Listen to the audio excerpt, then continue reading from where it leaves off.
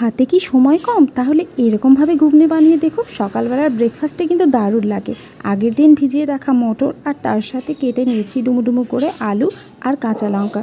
8 থেকে 10টা সিটি দিয়ে নিতে হবে। তারপর কড়াইতে তেল গরম করে তাতে গোটা জিরে, তেজপাতা, শুকনো লঙ্কা আর টমেটো কুচি দিয়ে ফোড়ন দিয়ে সেটাকে ভালো করে নেড়ে নিতে হবে। আর এখানে পেস্ট করে রাখা আদা আর পেঁয়াজ রসুন ভালো করে দিয়ে কষিয়ে নিতে হবে। পেঁয়াজ আর রসুন সেটা তোমাদের ইচ্ছে মতো, চাইলে দিতেও পারো আবার নাও দিতে পারো।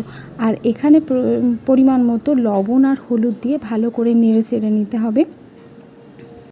আর এখানে আমি দিয়ে দেবো একটু কালার আনার জন্যে কাশ্মীরি লঙ্কা গুঁড়ো, যাতে একটু রঙটা ভালো হয়, সেই জন্য আমি একটু এখানে সামান্য পরিমাণ কাশ্মীরি লঙ্কা গুঁড়ো দিয়ে দেবো। দেখো আমি খুব সামান্য পরিমাণে দিয়েছি, কিন্তু বেশি দিইনি, শুধু রঙটা ভালো হবে এই জন্য। ঠিক আছে, তারপর ভালো করে নেড়ে চেড়ে কষিয়ে নিয়ে। আর এখানে দিয়ে দিলাম হাফ চামচ মতো গরম মশলা গুঁড়ো। গরম মশলা গোটা গরম মশলাও দিতে পারো। আর এখানে আমার কাছে মশলা করে রাখা ছিল, সেই জন্য আমি দিয়ে দিয়েছি। আর তারপরে দিয়ে দেবো সেদ্ধ করে রাখা মটর আলুগুলো। আর মটর আলুর মধ্যে এমনিতেই জল ছিল, সেজন্যে আর এখানে বেশি জল দেবো না, ওটা দিয়ে ভালো করে নেড়ে চেড়ে নেবো।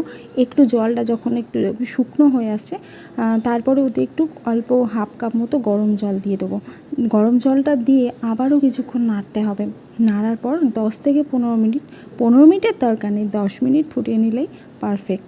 তারপরে দেখো আমাদের কিন্তু তৈরি হয়ে যাবে গরম গরম ঘুগনি। আর এইটা সকালবেলা ব্রেকফাস্টে কিন্তু দারুণ লাগে। আর সাথে যদি লুচি অথবা পরোটা হয়, মন্দ হয় না। তো আজকে আমি বানিয়েছিলাম এই ঘুগনির সাথে লুচি। তো আমার রেসিপিটা কেমন লাগলো তোমরা অবশ্যই কমেন্টে জানিও। আর ভিডিওটা ভালো লাগলে আমার চ্যানেলটাকে অবশ্যই কিন্তু একটা সাবস্ক্রাইব করে দিও। আর বানিয়ে দেখো কিন্তু কেমন লাগলো এই শর্টকাটে ঘুগনি।